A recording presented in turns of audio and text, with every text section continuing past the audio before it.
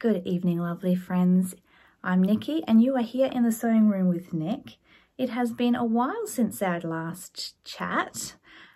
A lot of things have happened. I've been keeping quite busy, if anything too busy, and I think I've decided that I need to just slow down a little bit.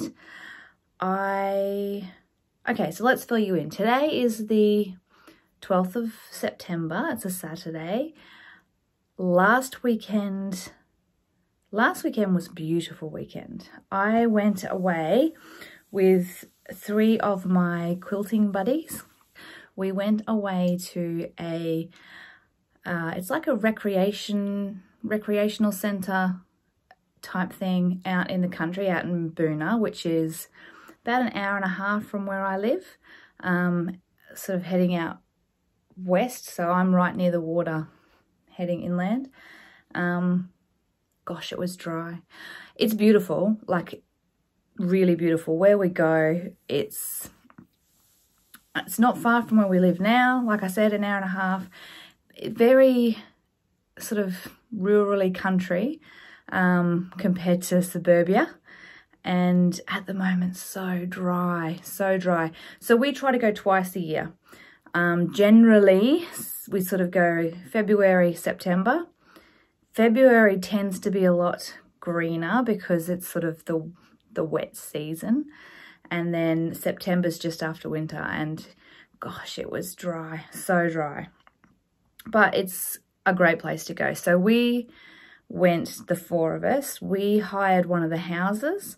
So there's accommodation for all sorts of sized groups. So if you had a huge quilting group, you could book it and go there.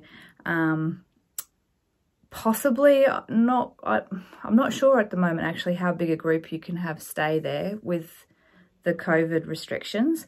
So we were in a house that sleeps 10 people, but there was only 4 of us because of the whole social distancing thing. So at the moment in Queensland, we have like, I think the latest I read was 31 active cases, and we're still sitting at 6 deaths, which I'm aware that on a global scale, that's not so bad, but we still take it pretty seriously. Like, we are really trying our hardest to keep up with social distancing, and there's still a lot of rules in place. There's still a lot of regulations, and just adhering to all those, because we really, it's awful. It really is. It's awful. A lot of people are suffering. A lot of changes have been made. Even in our own house, we've been affected quite a bit. So yeah, it has had a huge impact. So we were very conscious of that. So it was the 4 of us in the house, which was a perfect number, I think. It was, yeah, very perfect number. It was very quiet, very relaxing. Normally when I'm on retreat, I tend to like just sew up a storm, and I'll have 10 finished projects and just, you know, nail it all. Whereas this time I was quite weary. That's probably the best word, just very weary, very fatigued. So I did a lot of resting, which was equally as good. Like, don't get me wrong, you can't not appreciate a good rest. I did do a couple of little things. So I did make some little Tilda plums, some little Tilda hanging plums. Aren't they sweet? So these are a free pattern on the Tilda World website. They're the autumn plums, they're called. And they're very sweet. Sewn very similar to, in my last video I showed a fabric bowl, and to be honest, it's sewn very similarly to that. But instead of turning it into a bowl, you stuff it nice and firm. And I just filled my little leaves just slightly. So yeah, so I've got those. Pick up the other one I dropped. I really like the little fruit. I think I'm gonna make all of the fruit that I can find, because in her books and on her website she often has little fruits. I just think that they'd be so cute on the tree at Christmas time. They're not very Christmassy fabrics, but they're so sweet. I really like them. So anyway, that was the first finish I made and the only finish I had the whole time I was there. Otherwise, I did a little bit of work on my crochet and I started this. So it's actually a sew along that I'm doing with a small business that goes by the name of Alize Fabrics. And she often does little sew along projects where she will do up kits and has a Facebook group that we can sort of join in and have a bit of a sew along. So this is actually one of those. And I had the quilt can't even talk. And I had the kit put together by her, which was fantastic. And it came with the pattern and everything like that. So it's a Missouri Star Quilt Company pattern called Magic Diamonds, which if there is a online tutorial, I'll link it below because it's pretty cute, hey? Like it's very cute. So I did do that. So all of these blocks here are finished blocks, but then I did sew together all of these that just need pressing. And once they're pressed and trimmed, I can put together the rest of the blocks. So it's going to be a decent size little quilt. Down there. So it's going to be a decent size little quilt. I'm pretty happy with that. But yeah, other than that, it was just a very restful retreat. I did on retreat have a bit of a conversation with the girls. So two of the girls I went away with also work at quilting shops and sell sewing machines.